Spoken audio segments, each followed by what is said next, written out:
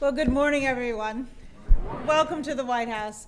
We are just delighted to have everybody here for this exciting follow-through on all of our initiatives around 21st century policing. So first I want to say a special thank you to our task force chairs who are here. Please stand up. Well, I think you have to at least be acknowledged, both Lori and our police chief. A lot of hard work, and as I said, under a very short window of time that the president gave them. We also want to say a special thank you to the mayors who are here. Let's have our mayors stand up. I want to begin to start introducing people. All of our mayors, we've got a whole bunch of mayors who are here.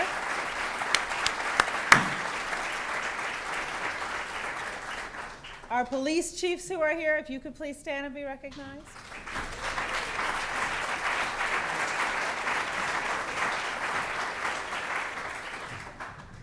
We thank the elected officials, the police chiefs, the public servants, all whose voices are so vitally important in this dialogue. It's your leadership back home that's going to make all of the hard work of the task force come to life. This critical stakeholders that you're going to bring to the table that are going to engage with us to make our communities fairer, safer, and more effective for law enforcement in our communities.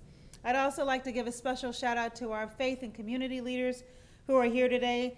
Many of you have worked in this space for decades. I won't date you, but many, many decades in some cases.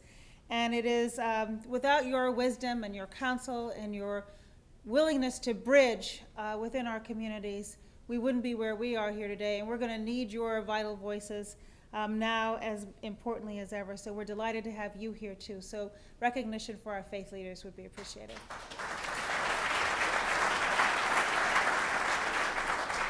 So since taking office, President Obama has been laser-like focused on doing everything possible to improve the lives of ordinary Americans and making our communities restore the economic vitality that was lost in some instances when we had the Great Recession of 2008. But let's face it, in some of our communities, we've been struggling long before the most recent recession. So building better communities, creating opportunity for everybody, improving our school system, improving the quality of life, creating jobs, growing our economy, and we have come a long way. I hasten to remind everybody that when the president took office, we were losing 750,000 jobs a month. The unemployment rate was 10%. Now, we've gained over 8 million jobs, and the unemployment rate is down to 5.3%. That's an important part of the solution here. But what we've long understood, though, is that in some communities, they have consistently felt as though the odds were stacked against them. In fact, the odds were stacked against them. And that sense of unfairness and powerlessness has helped to fuel the kind of unrest that we've seen in cities and communities across our country over the past year especially. It has many causes, from basic lack of opportunity and education to a feeling, a sense of unfairness and targeting by the police. And that means that there is really no single solution to the problem. We also know that police put themselves in harm's way every single day when they leave home, and they deserve to come home safe to their families as well. Wouldn't you agree? Yes, I thought so. But they are a very important part of the solution, but they are not the only part of the solution. It can't all be on them. And that's why the president continues to do everything within his power to make our country's promise a reality. As we know, when we don't find ways of ensuring equal access to opportunity for all Americans, then the consequences are not only complex and heartbreaking, but often deadly. So the 21st Century Policing Task Force was formed by the president in the wake and in the midst of tragedy. The nation's attention has moved from community to community as lives were lost and as unrest ensued. And what has remained clear is that the strife being felt by those involved is not isolated necessarily to particular communities. It has been simmering for too long, and it has surfaced now. And the silver lining in this is that there are young people all across our country particularly who have been engaged and who want to be a part of the solution, and it's our job to ensure that we partner with them because everybody has a role to play. For too long, rifts have been allowed to grow between law enforcement and the communities they serve, And you're going to hear more from Ron Davis, who I'll introduce to you in a minute, about some of the solutions that are in the task force report. He helped lead the task force. He was the executive director.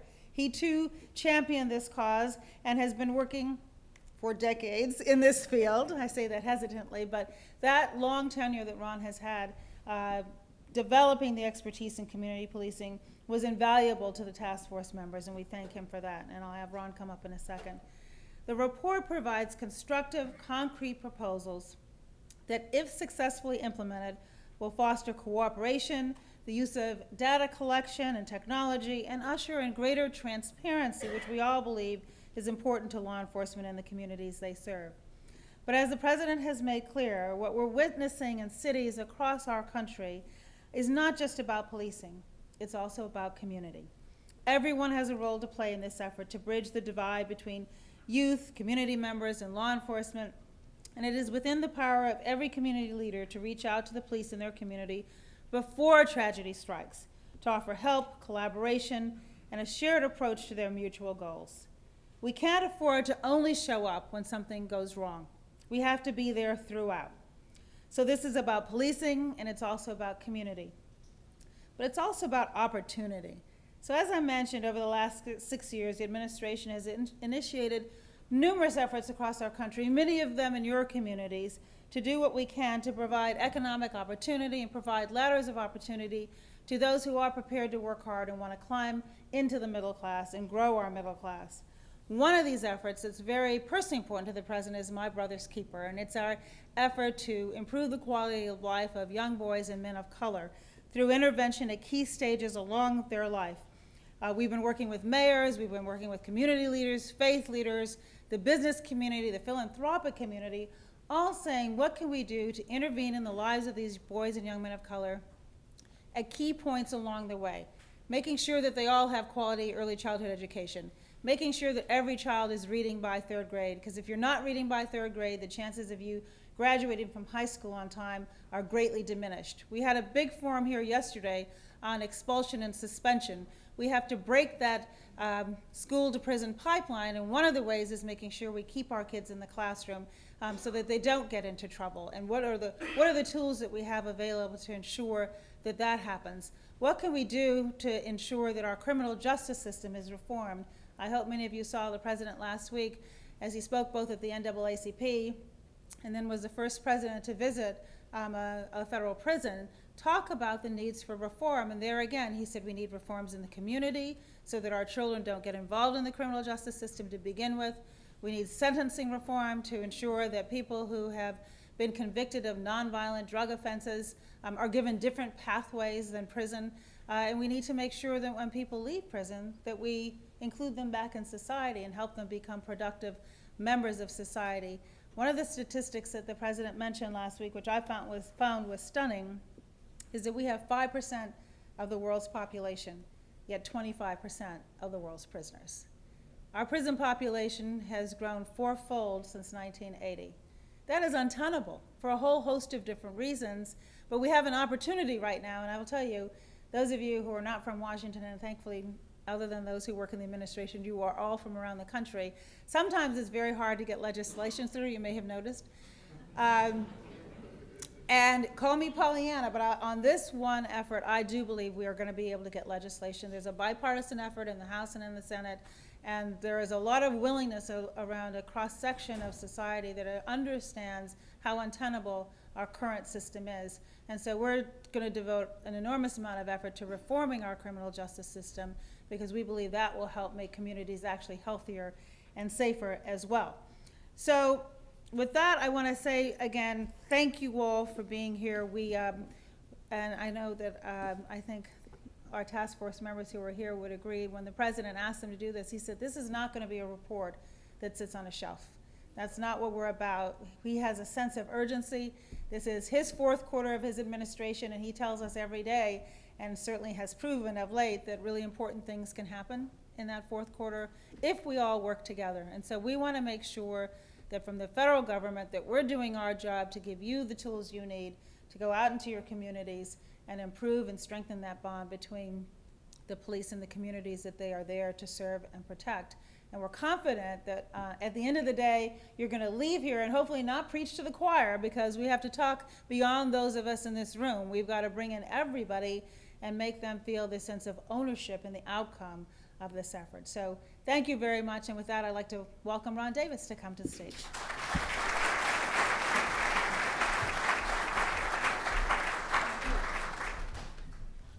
Good morning, everyone. So I have good luck and bad luck. So the good luck is I get to stand here and talk to you and be the director of the cops office with an outstanding team. The bad luck is I have to follow Valerie, and this morning's speakers. Let me start with something that will hopefully won't be too sobering, but just some of the harsh realities of the challenges we face. So I was watching the news last night or looking through the paper, and this is probably for a step for the Bay Area, and in my hometown of Hayward, California, there was a police officer shot and killed, I think the day before yesterday, and this reminded us of some of the challenges we're facing. So I wanted to acknowledge that because it's this work that we're doing impacts many ways. We're talking about police reform, but as I think you heard Valerie say, the president say, the community has a right to certain expectations, but also have a right to go home as well. And so as we do this work, let's keep that in mind and keep that as focus, if you will. I also she mentioned several decades of policing. What Valerie did not mention is that there was a special program in Oakland at the time that hired me. It was for high school students who wanted to be cops. So I started as a cop about 15, and that's why otherwise you would have my 30 years and try to figure out how old I am. And my guess is you'll probably have me older than I am, because I look older than I am, but anyway. But I spent close to 30 years in law enforcement. I had the honor of serving 20 years in the great city of Oakland, and the Oakland contingent is here. See the mayor and the people there. When the chief, this is a little side story, so when Chief went, I think when I came on, I might have been in the training academy when you came on, Sean. So I'm probably responsible for you doing a few push-ups back in your day. So don't hold that against me. And then I spent 8 years as the police chief in the great city of East Palo Alto, which is also in the Bay Area. And what I would tell you for those 28, 29 years, what this day means actually.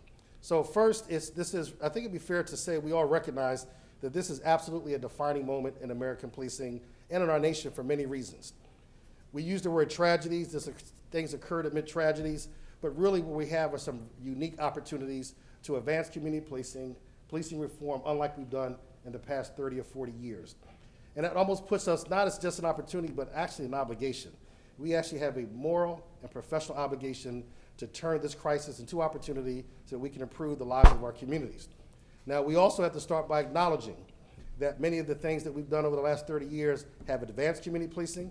I don't think any other profession can brag about the advancement that it has done as much as police and communities have done, but we've left a lot behind. There's a lot of things we haven't done. There's a lot of collateral damage out there, and that's where we need to focus on and to fix. So it was when the president announced the task force, it was truly an honor for the cops office, my outstanding team, to provide the administrative support. And we didn't know what that meant at first. Neil kind of suckered us like he got the two co-chairs and saying about this task force. It sounded exciting until he started looking at the timelines. And for some reason, the White House calendar is not a very accurate calendar. So when they say 90 days, it actually adds up to like 72, right? So Neil said we got 90 days to get this report to the president. And I could see Lori sitting in his office, her eyes, when someone's thinking how the eyes go up at the side of their head, her eyes are going up, and she's figuring out, that's not add up to 90 days. But she's being hesitant to say something. And then we figured out, well, we could work something out until the president then announced it, and then the clock really started. But to watch these 11 amazing people do the work that they did was just I would say probably one of the most rewarding professional opportunities in my lifetime. And why that was so, because these were 11 individuals that was about as far apart and different as you can imagine. And so Valerie introduced the co-chairs, but let me also introduce a couple other members who are here, because I want to make sure that you know who they are as we move forward. So I know I saw Jose Lopez, who's here. Jose, if you can stand. I see Brittany Packnett. Before I move on, I'm gonna say these young leaders, and young in the sense that obviously these are, young compared to some of us in the room, but these two young leaders, it was interesting that they literally came off tell the story, but if you think about when we started this December, I think they probably went straight from the demonstration line to the first meeting. And they were really knee deep, whether it's in Ferguson with Brittany in New York, with Jose, really at the grassroots level doing the work and doing this work well before some of the tragedies occurred, but this was their passion. And so to have that voice, or those voices in the task force was just immeasurable. We also have Cedric Alexander. Dr. Alexander, are you here? And Sue Ward. Sue, I know you're here. So, Dr. Alexander, you probably see him a lot. He's a famous face on TV. Had to give him a hard time. Is the public safety director in DeKalb County, and at the time he's also the president of NOBLE, the National Organization of Black Law Enforcement Executives. And Sue runs pretty much the police academy and all training for the state of Washington, and before that was the King County sheriff, elected for, I believe, a couple terms, spending close to 30 years in office or in that department. And so they brought some law enforcement experience to the table, along with Taz, who's not here. Taz didn't make it, did he? So Chief Villasenor, that's how you pronounce it, Villasenor, from Tucson, really brought in the balance with regards to the law enforcement perspective. And then we had people like Connie Rice from LA. I want to say, help me out with this name. Sean Smoot, works with NAPO. Many of you guys know Sean from Illinois. Brian Stevenson, who's a civil rights attorney. It was an amazing 11 people.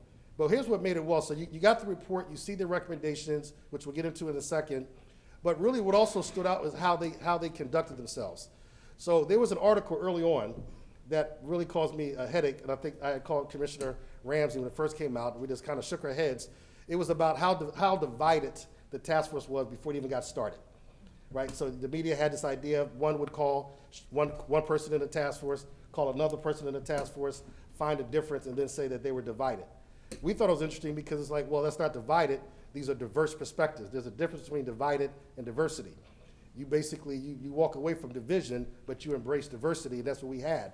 But for them to come together, and when you look at this report, they'll talk about it with Neil, to come up with 59 recommendations and even more action steps and build consensus around each and every one of them is amazing. That means they learned how to debate, how to agree, how to disagree without being disagreeable. They learned something that we as a nation can really take lessons on in our individual communities so that we can have these discussions and debates.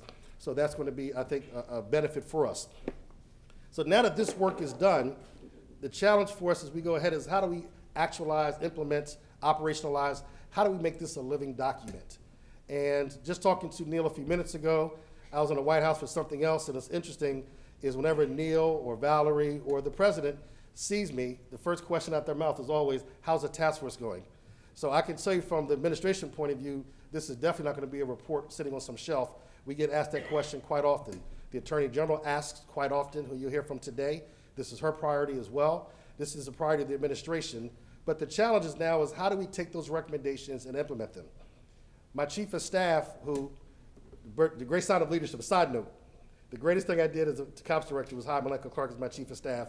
For those who don't know her, you'll get to know her. She's outstanding. She was a really driving force behind the task force, the work, and I think she works about 20 hours a day, still manages a family, and still basically just does it every day. So thank you, Malika, for the outstanding leadership.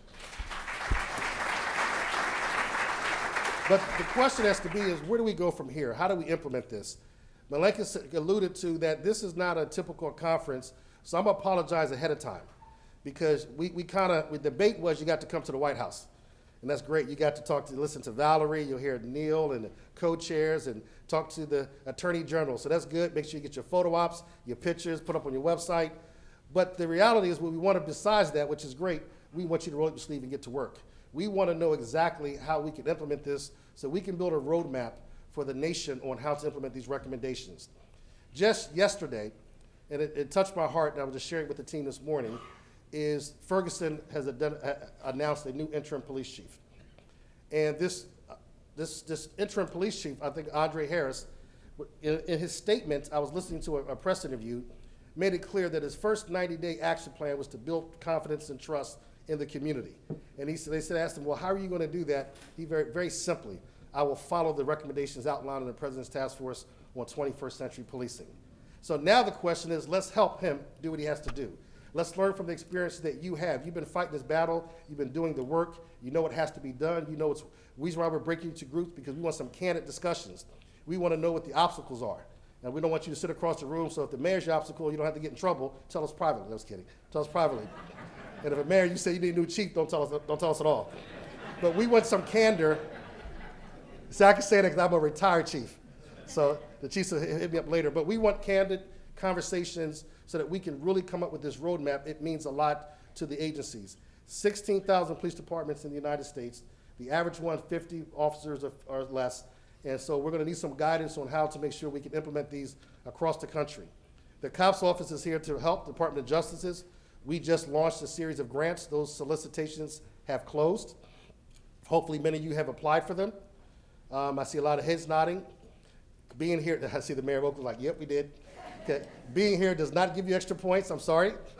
But if you pick, what does give you extra preference points, if you pick the topic relevant to or associated with the task force recommendations, those were preference points. So if you look at the over $163 million we put out for the COPS office, you'll see that they're shaped deeply into the issue of the task force recommendations, whether it's building trust and confidence for the hiring grants, whether it's doing demonstration sites with communities on how to do issues of procedural justice, police legitimacy, enhanced training, whether it is field initiator projects, where we're saying, look, you tell us what you want to do with regards to the task force recommendations, and then pick it.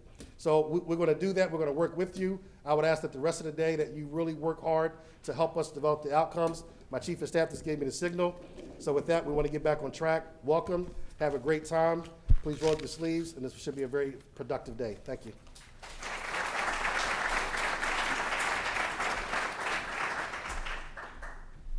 Thank you, and with that, we'll love to keep the day flowing. So part of the reason why it's actually also here internally easier for us to get this work done is because we have some strong partners across the White House and across the building. I want to mention one of our partner offices and folks that couldn't be here today, but the Domestic Policy Council led by Cecilia Munoz, the director of the Domestic Policy Council, and Roy Austin, who serves as Deputy Assistant to the President for Urban Affairs, Justice and Opportunity. Great partners helping the Office of Public Engagement and Intergovernmental Affairs work with you all to make today happen. And then that leads me into our second other great partner, the White House Office of Counsel, the Counsel Office.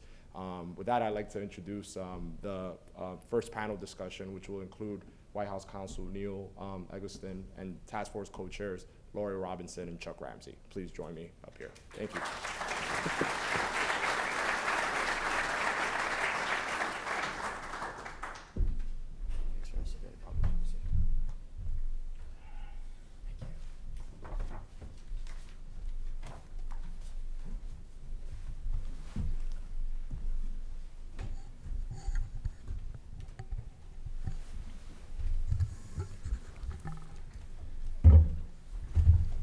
So good morning to everybody. Really appreciate everybody being here today and the various different jurisdictions that are being represented.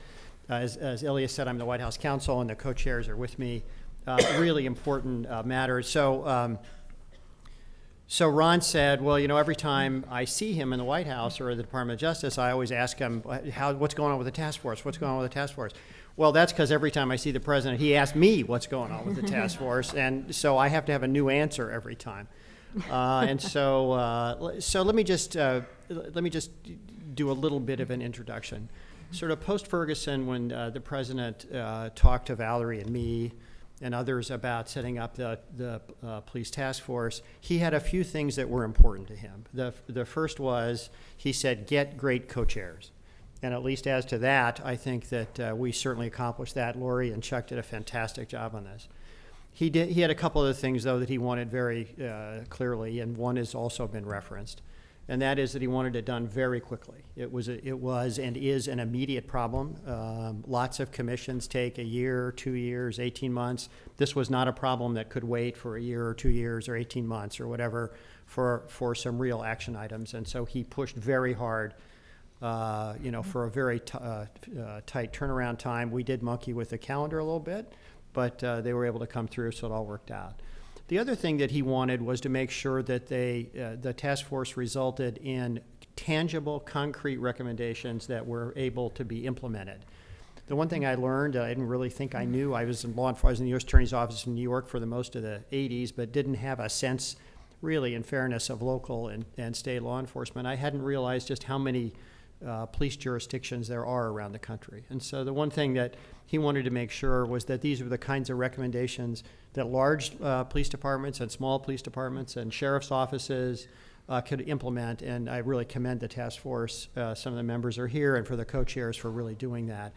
And then the last piece, as I said, is he's asking, so what now? He wanted to make sure this wasn't going to be some document that was sitting on the shelf, that was actually going to be implemented around the community, and that's one of the reasons I'm so thrilled to participate in this event today, because this is part of the actual implementation process, and I'm very thankful for that. So we're going to do a dialogue here about the task force and the implementation. But as I say, the critical piece of this that we really want to talk about today is their thoughts about implementation and how we can take this document that they spent a lot of time and really got consensus with a number of the members on into something that now local and state law enforcement can implement and really bring into their communities. And so I think that's going to be the overall theme of the discussion that we have today. Lori, I think it might be helpful, Ron did a little bit of this, but it might be helpful to sort of talk about the really remarkable process that the task force went through in order to arrive at these conclusions. Sure. First thing, though, Neil, I'd like to remind you, and I'm picking up on Ron's point about the timetable, that actually in your office that day on December 1st, that we actually, Chuck and I negotiated a 4 to 5 month timetable. Do you remember that, Neil? Not being under oath, I don't actually. I thought I was a very clever Washington type in negotiating that, and you and your deputy counsel agreed to that 4 month. We talked about April 30th. I felt pretty good. Chuck felt pretty good, and we then went into the Oval Office and chatted with the president. Then we went over to a larger meeting in the here in the Eisenhower Executive Office building with, I think there were probably about 50 or so people around that table. Then he called the press in, the president did, and in front of the press in the nationwide broadcast, he said, and they'll have the report to me on March 1st. And I won't say in front of this audience what I thought to myself, but it's blank. And I looked over at Chuck, and Chuck looked over at me, and we're thinking, oh my God. And as Ron said, especially with the holidays then intervening, we basically started around January 1st. So we had that, really it was about 60 days with the ramp up in December to do the planning, because the rest of the task force members, beyond Chuck and me, were appointed with the executive order on December 18th. So by the time we actually got started. In any case, it was a condensed period of time. I don't think Chuck and I got much sleep during that period. But to jump into it, and Chuck, you should jump in here too, but we organized the report around 6 pillars or chapters, and if you've gone through the report, you've seen this. On community trust and legitimacy, policy and oversight, technology and social media, community policing and crime reduction, training and education, and officer safety and wellness.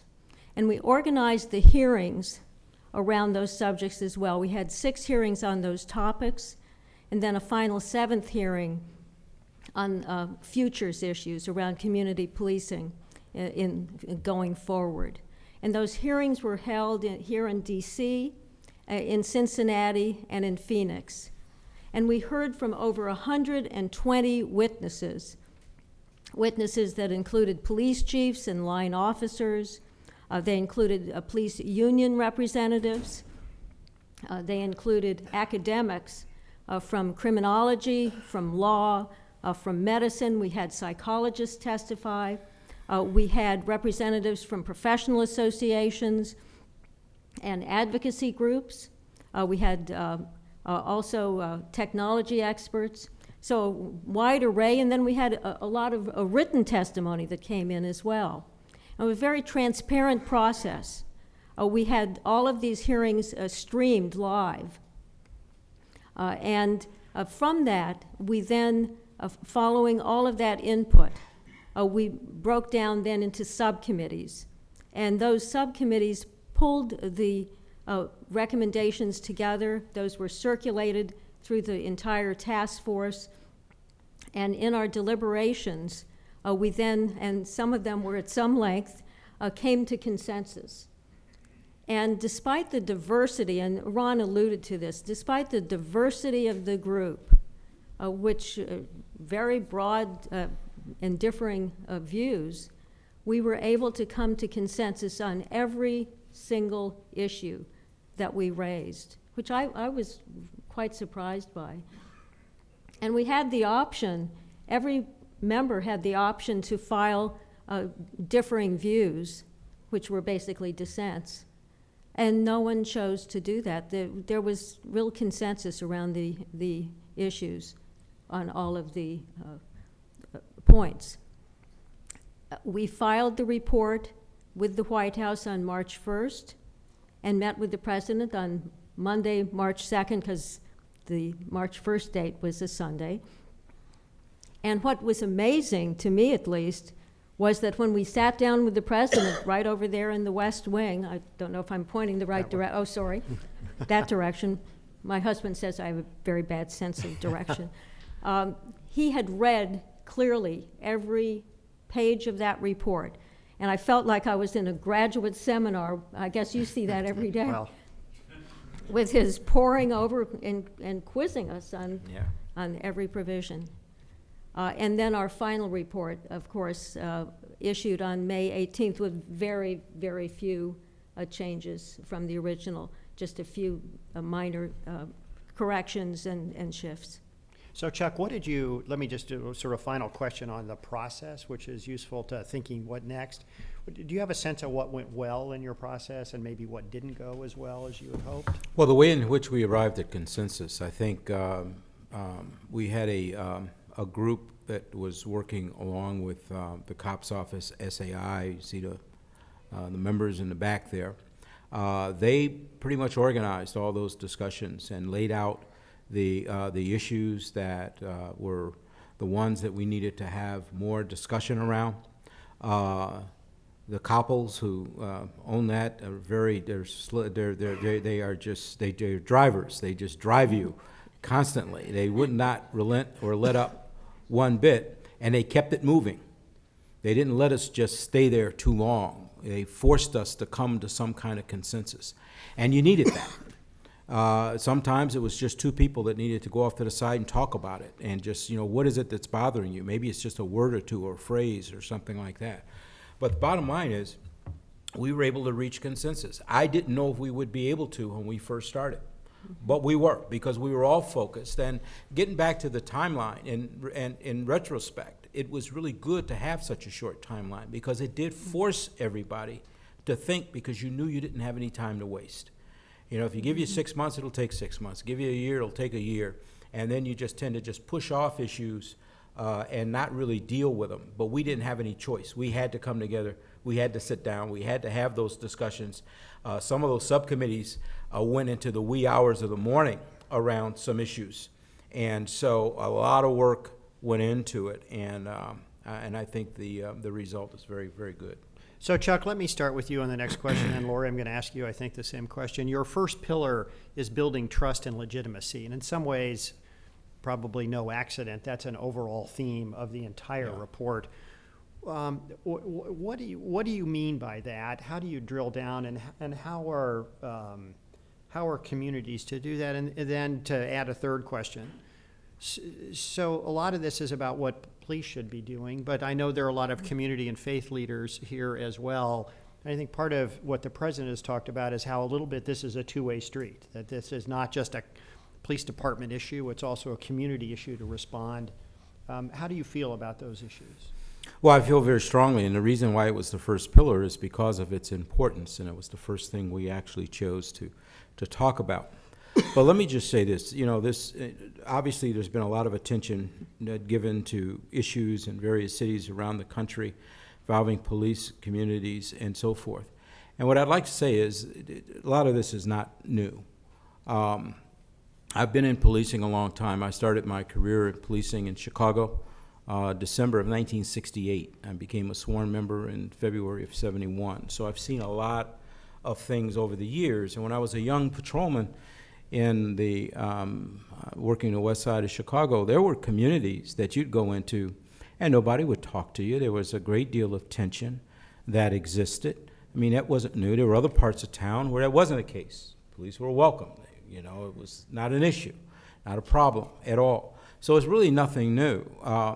And then in the 80s and 90s, when we started moving toward community policing, we really started trying to focus on those communities. It tend to be your more challenged communities, communities of color largely, where the tension was there, and how do you build those inroads? How do you establish relationships? And there was a great deal of effort put into that. Certainly in Chicago, it was a major transformation in the way in which we policed there. When I came to Washington, the same thing, and of course now Philadelphia. But I think that what wound up happening, we all became so data-driven in an effort to try to reduce crime. I mean, everybody wanted to jump on the CompStat bandwagon and all that. And I'm not saying that all this stuff is bad. What I'm saying is that we lost touch with a lot of things that are very important, and that is relationships with community. Fighting crime is more than putting cops on dots. It's about building relationships, and you can't lose sight of that. And I think that a lot of us did, and I throw myself into that same category as well. And so trust is fragile. It's not something that you do today and it lasts the next 30 years. You've got to work on it every single day. It never, you have to be relentless because it is so fragile. And I think a lot of us kind of lost sight of that, and now we're moving back toward a lot of very basic things where we are working very hard and aggressively to build trust and legitimacy within communities so we can better serve and better deal with crime problems. So there was an awful lot of discussion. In fact, the first panel with Dr. Ogletree and others, we really got that perspective, I think, right off the bat, and never lost sight of it, I think, throughout the entire process, because I think we've all come to realize just how important it is. And if you couple that with the environment that we're currently in now, where it doesn't matter where an incident occurs, it doesn't have to be your city. It's going to be on CNN, it's going to be on Fox, it's going to be on all these national broadcasts, and we all have to answer the same question. So maybe it was Texas, maybe it was Cleveland, maybe it was wherever, Philadelphia. It doesn't matter any longer. It doesn't matter if it's a large jurisdiction or a small. A lot, if not most of these things are actually happening in some of your smaller jurisdictions. Mm-hmm. And we are so connected now that it really does put a strain on the relationships that you have with your own community, even though the incident may not have occurred there. And I think we need to be very mindful of that. So, Lori, let me ask you the same sort of question about that first pillar, which Chuck has confirmed is sort of the overriding theme of the report. So, what are your thoughts about building community trust, and how are the jurisdictions here to implement that in their jurisdiction? Neil, I think, and agreeing with Chuck, that what this says is that it's all about relationships, and that this doesn't occur overnight, that it's kind of putting money in the bank. It's building those relationships over time.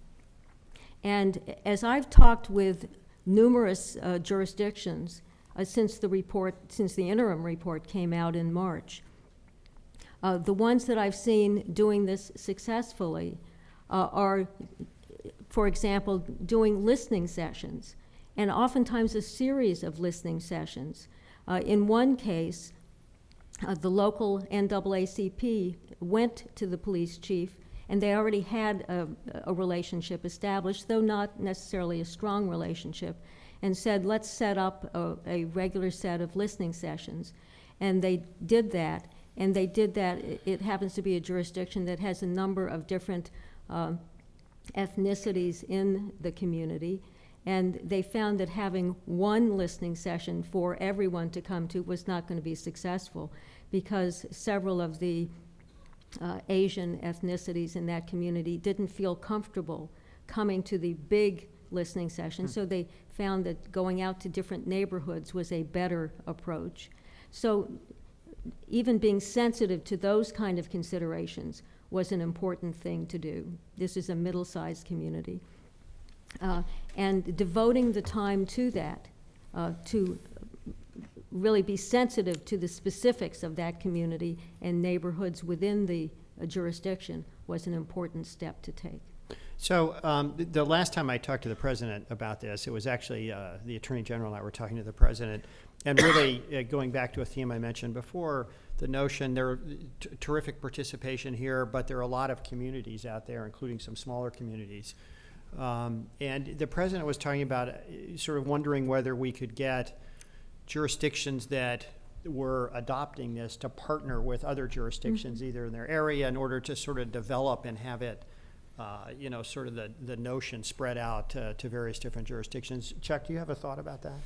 Well, I think that's one approach. I think that a lot of, there are some small jurisdictions that have been engaged in strong community policing forever, because, I mean, that's just what they do. I mean, they're small jurisdictions, everybody knows one another, and they just don't call it anything, but it's what they've been doing all along. You have others where that's not the case, and I think that it's not a one-size-fits-all proposition. I think that certainly a more regional approach can certainly be of benefit. I think we need to take this and move it around. I know the major city chiefs, we had one session in Nashville. We're having another one next week in Arlington, Texas. Then we go to Tucson for another. I mean, we need to move around, and we bring together state and local chiefs to talk about implementation primarily, the recommendations and implementation of the task force recommendations. And I think that's another way of getting people to share ideas, share thoughts, and to look at different approaches to implement. And some would benefit from a more regional approach, others perhaps that's not needed. But I think we need to be open to everything in terms of the best way to implement in a given area. The whole notion of what is often called peer-to-peer mentoring has been very successful in areas like drug courts. And I know BJA, we have the director of BJA, Denise O'Donnell, here in the second row, and BJA has supported that kind of peer mentoring over many, many years. That model could be used here, whether it's through major city chiefs, through PERF, through IACP with its new center that's being set up to provide technical assistance to support the task force report. Through any of those kind of means, I think that could be very helpful, and perhaps most so for smaller or mid-sized departments. Let me ask, and I'll start with you, Lori. Let me ask about sort of training. And I want to ask a general question and in some ways a more specific question, which is, as a result of your report and as a result of recent developments, are there changes in the types of training or the focus of training that officers are getting? And let me ask the specific question, and I'm not going to refer to any specific matter, but there do seem to be some cases that make media attention where the encounter between a police officer and a citizen has escalated and not de-escalated. And I just wondered whether there's a focus on that, whether that's an improper assumption by me, or so what are the changes? What's going on in the training function, if you know? Well, overall, we definitely said in our report that the kind of training in the country for police needs to be retooled overall for the 21st century. And more specifically, in a number of areas, we called for much greater training, for example, on use of force in de-escalation, for example, on handling of the mentally ill, for example, on procedural justice, and a number of other areas. So Chuck, you're the commissioner of a large police force. Where do you get the tools for training and just sort of thinking about the other jurisdictions here and the other jurisdictions around the country? Are there developing new training modules, or is there new stuff going on in that area that either with a institution like yours, maybe you're one of the groups that are developing it, but is there a way that people around here and in other jurisdictions can access some of the new training methodologies? Well, there's a lot of good training that's going on out there, and there's a module called Fair and Impartial Policing, for an example.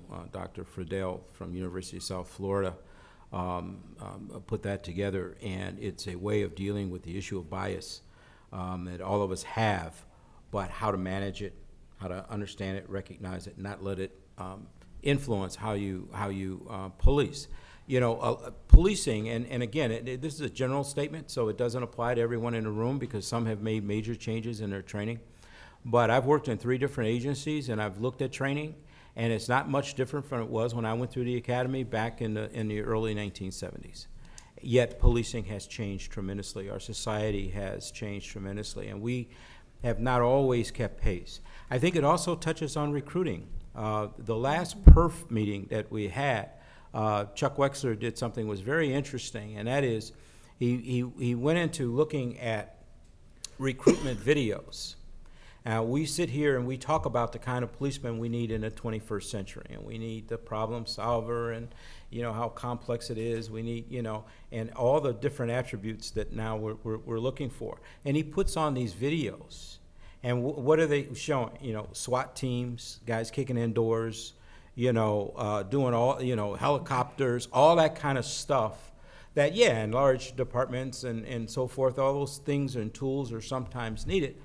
But you're recruiting for one type of person that may or may not really fit the mold that we're looking for in the future.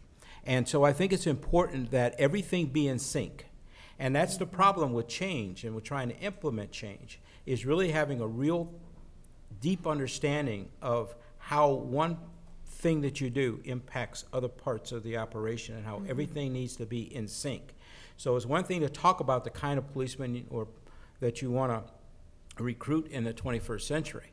Then you need to think about your recruiting strategies and how do you go about getting that particular person so you don't have the guy who snaps at the slightest bit of you know, pushback from a person that you're interacting with or whatever, and sees everything as, I can't back up, I must stand my ground, I must do all this kind of, you know. So we need to really think about all that. So it's complicated. Sure. Can I just weigh in on one other thing on the training? We are really good at teaching people to drive cars in a certain way and drive them fast and shoot, but so much of policing is about people skills. We've got to concentrate more Right. on the people skills. So let me change this slightly. Part of your report talks about the need for transparency and data. Chuck, maybe I'll start with you this time. Why is that important, and what are you doing in Philadelphia to sort of accent those areas? Well, one of the tricky parts of that is kind of having an understanding, not only internally but externally, as to what you mean by transparency. So people, because that gets you into trouble. Yeah. Because people think that means just everything is open, and everything's not going to be open. And you need to be upfront and honest about that. So we got to think through what is and what isn't. Also, you got to get the union involved. Now, I just recently issued an order that within 72 hours we would put the name of a police officer involved in a shooting out. We would make it public. Now, there are some things we do before we do that.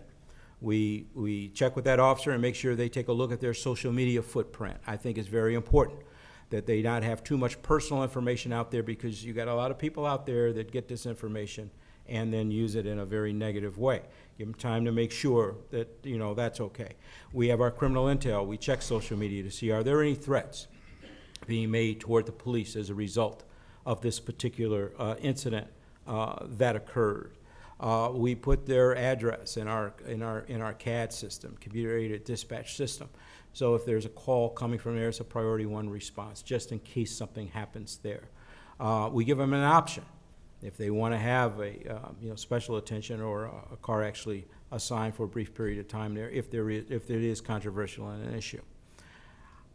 Even having done that, the union filed an unfair labor practice against me. Now, we're still doing it. I mean, so it's not going to stop us, but it's going to go to an arbitrator, and Lord only knows what's going to happen with that. Now, I had a shooting last Friday where an officer shot a suspect, armed suspect. It got very little attention in the press, because one of the things that we're up against in terms of the perception of police is the way in which the media portrays a lot of these incidents. This happened to be a white officer and a white suspect. You couldn't find that in the newspaper anywhere. It got no attention because it wasn't the right combination for the dynamic that they wanted to have in that. And that's just a real issue that we have to deal with. We had one yesterday when I had a police officer shot. SWAT officer executing a warrant for a murder suspect, high-risk warrant. And as he goes through the door, the guy grabs something, takes off. He didn't shoot him. He didn't know what he had. The guy spins with a .40 caliber and fires a round. Fortunately, it was a SWAT officer that had extra protective gear on his vest and to cover his lower abdomen. That's where the round struck and it absorbed it. Now this cop, the second time he's been shot in 5 years, SWAT officer. Very, very lucky. He shot and killed the suspect. We'll probably release the name of the officer either late today or early tomorrow within that 72-hour time frame. We're checking all those things. So, you know, we're trying to be transparent, but there has to be some responsibility on part of the community as well. It's one thing to be upset, and it's okay. But when threats start happening, we, you know, kill the police or do this or do that, and, you know, guess what? I'm not giving up the name. I just flat out refuse to do it because I'm not going to put that officer or his family at risk. So everybody needs to, you know, make sure that we have avenues that we can talk to one another and kind of keep the temperature down a little bit so that everybody can be satisfied. I would like to provide that kind of information. There's other information that could be sensitive and could compromise an investigation. That's not going to be put out there publicly. We actually put summaries of police shootings on our website, and we have a map to show where they occurred. And we have a layer that goes on top of that to show where all the other shootings occur. And guess what? All the dots match. The place where we have the most gun violence in our city is where we have most of our police shootings.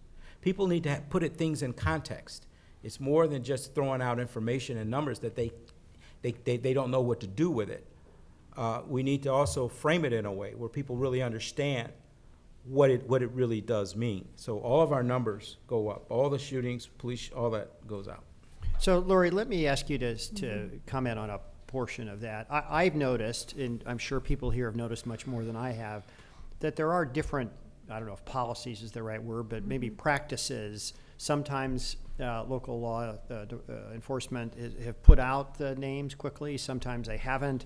Sometimes they put out videos when the video has been up, you know, by law enforcement. Sometimes if it's by somebody's iPhone, there's not much choice on that.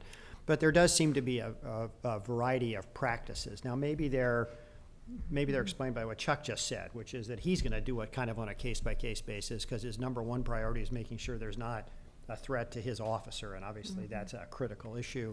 But do you have a sense of what those various policies are and how people are thinking through how to deal with that issue? I think that it is just varied, and that really goes to the nature of the decentralized system that we have in this country. The Bureau of Justice Statistics, and I know Bill Sable, the director, back in the back over there, they collect this kind of data. I don't think that you collect that data, Bill. You do collect that data of what's on the websites of local, in what's called the LEMIS survey. I didn't know that they don't have that exact data. Maybe you can begin to collect that data, but that's the kind of thing, and I know you have this White House data initiative, Neil. I don't know the details of it, but that kind of thing to encourage greater collection of data and release of data on websites by police departments is the kind of thing that I think the professional associations can be encouraging. And kind of the peer education and peer pressure is something that can help lead to that. But it's the kind of leadership that chiefs like Commissioner Ramsey can provide is helpful, and experimentation really with what works and what doesn't work. Can I add one thing with the body camera stuff? You also have to be in sync with your district attorney or state's attorney. When a shooting takes place, it is reviewed by the DA. And so they have to decide, are they going to place charges, or are they not going to place charges against an officer in a given situation? So again, it's an ongoing investigation. It doesn't just end with at the end of the day. It goes on. So you have to be on the same page with the DA, state's attorney, or whatever the local prosecutor may be. They may not want you to release that camera footage, that video footage that the officer has. They may or may not want you to release that. So those conversations have to be held up front to get on the same page with your DA so that you're not fighting internally. Because if we don't release the footage, the pressure is not going to be on the DA, it's going to be on the police chief. Because they're going to say, hey, is your camera, is your footage, you ought to release it. And then you've got the DA on the other side saying, don't release it, it now belongs to me, it's evidence in this case, I don't want you to release it. So again, it's not as easy as just putting it out there. There are a lot of different things that you have to consider, and the public needs to understand that, so that whatever the policy is, you can be consistent with it, and not, in this case, we did it, in the next case, you don't do it, because that gets you in more trouble. Yeah, so let me just echo that point. And all of you sort of in this area know this. It's always easier to have a policy and follow it than to create the policy after there's a shooting or after there's an event. Because if you can point to an existing policy, you're a lot better off than if you have to sort of ad hoc each one of these one at a time, because then you'll always be accused of bad faith, that you're making this decision because you want to cover up for the cop or some other thing. But with a policy that's clear in advance, it gives you an opportunity to say, no, this is how we go about this. This is always how we go about this, and it doesn't depend on the facts and circumstances. So I think that's a really. But Neil, if Yeah, I go can ahead. jump in here, I think one of the things that our transparency policy in the report would urge is to post that policy on the website. Yes. Yeah. And recently, there was an example in this Washington area where several jurisdictions posted their use of force policy on their website, and one jurisdiction refused to do that. So again, we urge that those kind of policies be posted. Lori, let me, I think both of you referenced body cameras. Last fall, I think the White House announced, or maybe the Department of Justice announced, a grant of $25 million as sort of a pilot program. Some jurisdictions have taken it up, some haven't, and there just seem like there's some issues, there are cost issues, there are privacy issues. Have you thought about the body camera issue, and how should these jurisdictions think through that? Well, we have, and we had a pilot that just recently finished in Philadelphia, and it was successful. We went from skepticism on the part of officers, where we wound up getting 30 volunteers. Now everyone in the district wants them, and so it becomes an issue, though, of cost, and it's not the cost of the cameras. It's one, the infrastructure to support the network, especially for an organization of my size. The cost of storage, uploading, downloading, even editing. If we do release a video of a situation, there are innocent people that no doubt will be captured on that video. We really want their faces shown, which means you have to pixelate their faces. Well, there's a cost to all that. And so a lot of what's happening now at the state level and elsewhere is you'll get a law passed that mandates, use of cameras, but there's no money attached to it. And so that's something that everyone needs to sit down and kind of be very thoughtful about. Also, the policy about what ought to be released, what shouldn't be released, how long do you maintain it, all those kinds of things have to be worked out. We try to avoid focusing solely on body cameras in our report because technology is the issue. Today we're talking about body cameras. What about drones? What about what about technology? Right now we can't even think of what it's going to be, but 5 years from now it's going to be a huge issue for us. So policy is not keeping pace with technology, neither is the law. And so we need to really be very careful.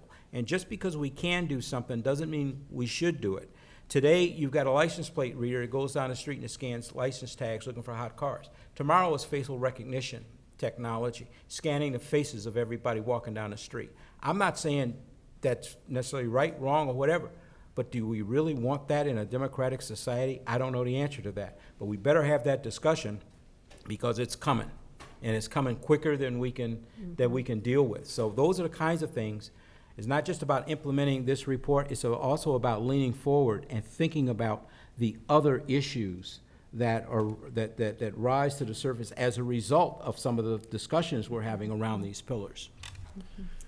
So I've just gotten a notice that we need to wrap up. Seems like we just started. I hope but I wanted to give each of you an opportunity to sort of say anything I didn't ask you and you want to say, and sort of on the issue of back to the issue of implementation. How could they implement this? What ideas do you have for them as they're looking at the report and really thinking to themselves, I'd like to do this. How can I get this done? Do you have anything on that, Lori? Well, I would go back to the issue that I think you raised initially, Neil, and that is that there are lots of reports that come out of agencies and commissions and task forces in Washington, or Ron, maybe it was you who raised that, and they get a lot of attention for a month or two, and then they sit on the shelf, and then they are never heard from again. And in my time in Washington, which is over many years, I can only think of maybe two in the criminal justice area that have really had a lot of impact over time. One of them was actually before my time, the President's Crime Commission back in the 60s, which of course led to the professionalization of policing, the LEAP program, creation of LEAA and the 911 system and so on, and Reagan's Task Force on Victims that led to the Crime Victims Fund, the creation of OVC, and the role of victims in society. And what made the difference with those? Well, continuing attention to them and buy-in from the field. That made a big difference. Buy-in from the field and partnership with the field. So I think those are key criteria. Application of money was something as well, but also attention from leadership in the administration. That is something that I think we do have now, and that's really critical. But I think partnership and collaboration are things that are really key. And here, the fact of the teams that have come in from the field is really a critical piece of this. So Chuck, same question. Yeah, well, you have to have the support of your mayor or city manager, I mean, first and foremost, because there's only so much you can do if you don't have that support. Then you have to have champions internally, people inside your organization that are going to track and push this stuff forward. We are in a process in Philadelphia of doing a couple things. One, we have a collaborative reform report that was given us last March. I asked for that to be done back in 2013. It was completed in March and presented 91 recommendations as a result of that. I have a captain with a small staff that is devoted full-time to doing nothing but tracking these recommendations.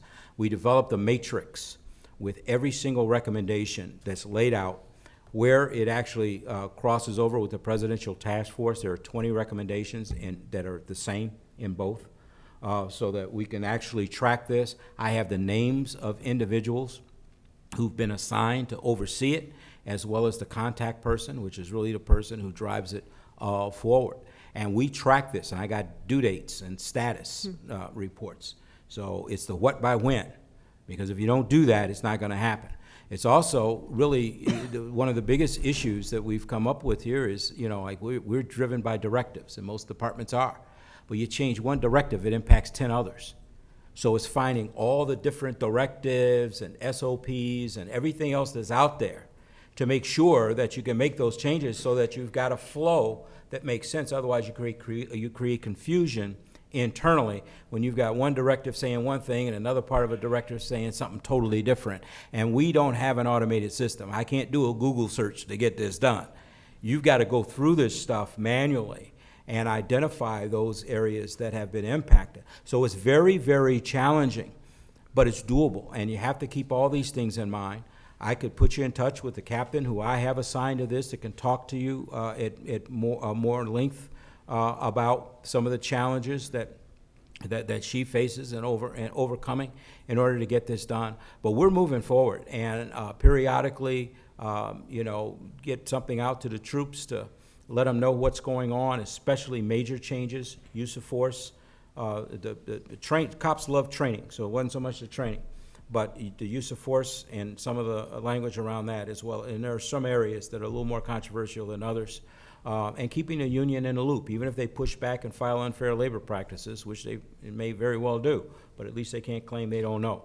And so that sort of support and groups that you put together to actually think it through, So I just want to thank everyone here. As Chuck mentioned, there are mayors here. I think as Valerie also pointed out, there are mayors, there's law enforcement, there's community representatives, faith representatives. And I think the composition of this group here today reflects sort of the view of the experts and the view of the White House, that it really takes all of those to be successful. And the other thing I just want to point out is that I think you're going to have a series of breakout sessions this afternoon. And that's an opportunity for us and for your other participants to learn from each other, because nobody claims that we have sort of a monopoly on all the great ideas.